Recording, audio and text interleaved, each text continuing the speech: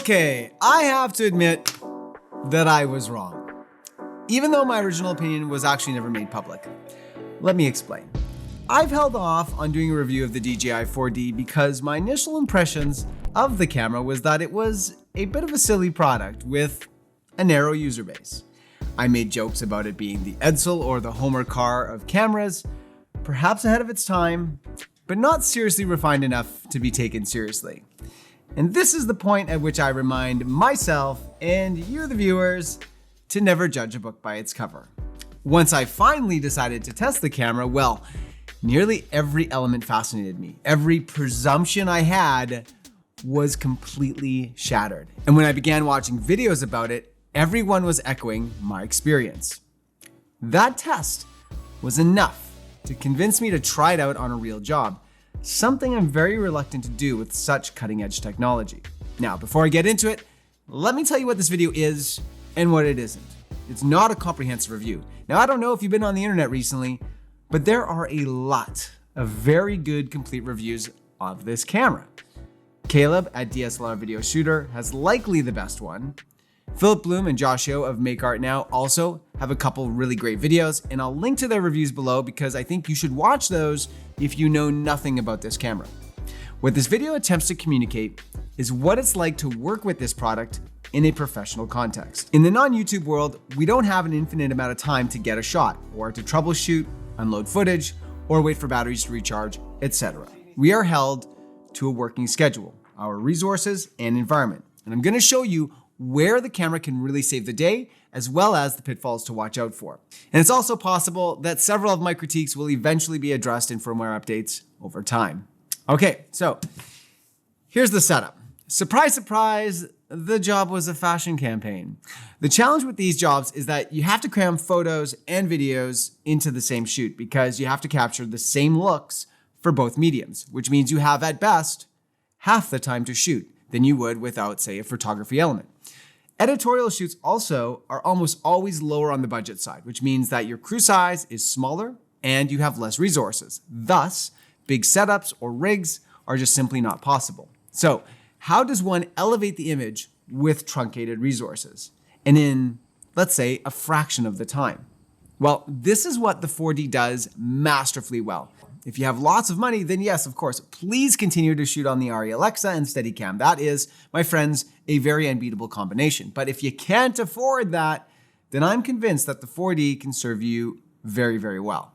So let's start off with how this camera really pulled its weight. First off, just on speed of operation alone. Now, using a cinema camera with internal ND on an actual Ronin, whether it be an R2 or even, say, the RS3 or RS3 Pro, requires either significant infrastructure or time, as does any time you want to go from fluid head to gimbal operation. The 4D allowed me to get the best of both worlds, quite literally, at the touch of a button. And the balancing of the gimbal only requires the tilt and pan axis, and it doesn't even really need to be terribly precise. Lens swaps and rebalance took me mere seconds, not minutes.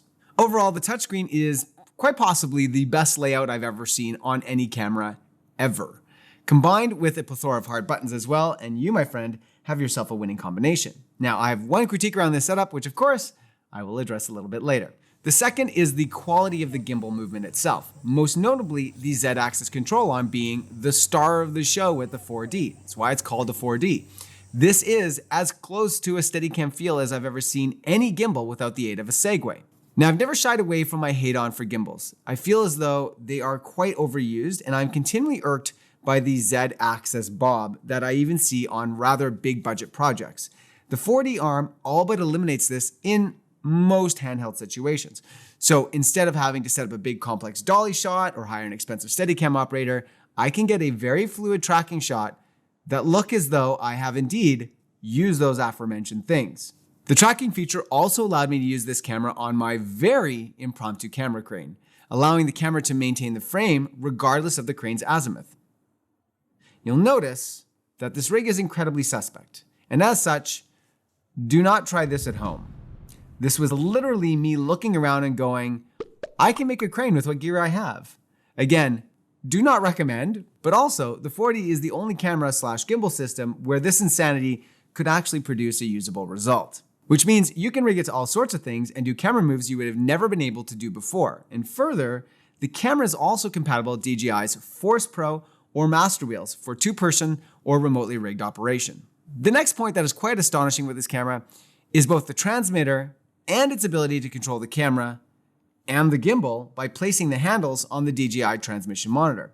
For example, on one shot, I had my AC pulling focus from a considerable distance with no perceivable delay in either transmission or focus.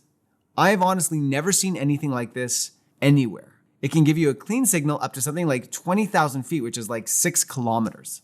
Plus, with the LiDAR tech, in a pinch, I was able to give my monitor to the director and say, hey, just make sure that the yellow line intersects with the white cloud of points. So someone who's really never pulled focus before can do simple pulls with relative ease. Without a professional colorist or color scientist, I think it's difficult to adequately comment on the dynamic range of this camera. DJI, however, does claim that it has 14 stops of dynamic range. And as such, I encourage you to read the CineD article on the latitude of the 4D. It's fascinating, and I'll include a link to it below. It confirms exactly what I saw in my own footage, which is the camera is very strong in overexposure, but not so much under. This is quite typical for most modern cinema cameras, with some exceptions. And it really means that you should just almost always be overexposing your D-Log image to get the fattest negative. If you're going to be lifting your shadows in post, that's going to produce some rather unfortunate noise. The highlights, however, are incredibly smooth and silky. This is exactly what I want to see out of a cinema camera. And as CineD has discovered, you can push this camera up to 4 stops over and get it all back. In footage where I exposed D-Log to white paper levels, I had noisy shadows. And where I overexposed, I had a nice clean image. So here is a test that I did after just to confirm my findings. I overexposed by 3 stops, just shy of the highlights clipping in the clouds. Then I exposed to the DJI white paper, which is 586 for 90% white. So simplified, that's about 60 IRE, similar to other log profiles.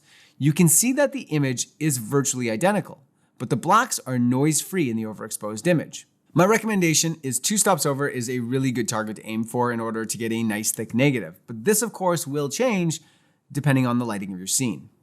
The 22-volt, 90-watt-hour battery life isn't amazing, but that is to be expected because it's driving both the camera and the gimbal.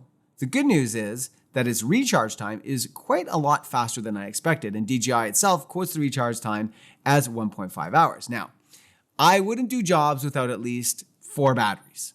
But I think I could have managed this job by just cycling the 2 batteries. Let it be known though that I would never do that because that is crazy. But just saying that, I could have based on the frequency in which my camera was powered on and shooting. This was a job where I had to lean heavily on autofocus. Now, I did have my colleague Jack on the ready if I needed some manual focus pulling, but we really had to move quickly. And with one subject, autofocus really should be a breeze. The LiDAR autofocus is really an incredible technology, and with additional focus gears, you can even have autofocus on your favorite manual lenses. But the system, like the mount or the gimbal, cannot really handle most cine lenses at this time. I'd say the autofocus worked reliably well, 50% of the time. 2 things it does not like. Foreground elements. If something comes in between you and your subject, the focus wants to shift. If you lower the sensitivity, then the focus can't really keep up. The workaround to the foreground shift is to put the gimbal in AMF mode, which is sort of a hybrid mode. When you lock onto your subject, you can hold the focus wheel, and it will maintain the focal distance until you release the wheel.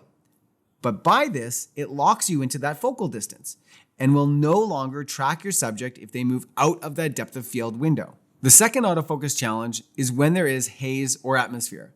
Supposing because it's using lasers and they're struggling to get through the haze, autofocus at times wouldn't respond at all in a hazy scene.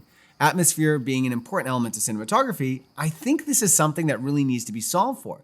Perhaps like a hybrid phase detect / LiDAR system.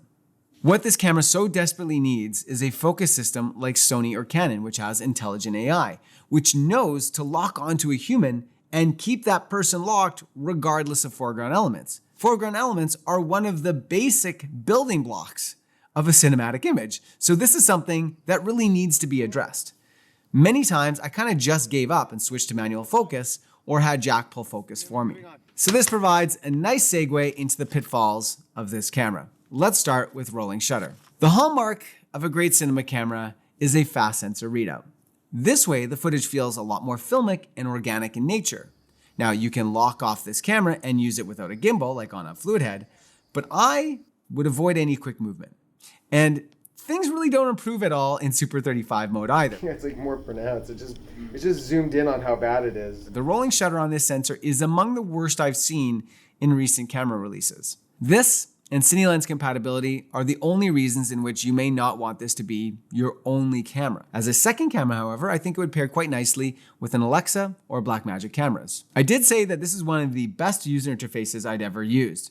And that's still true, but there are some things, 3 in fact, that you should watch out for.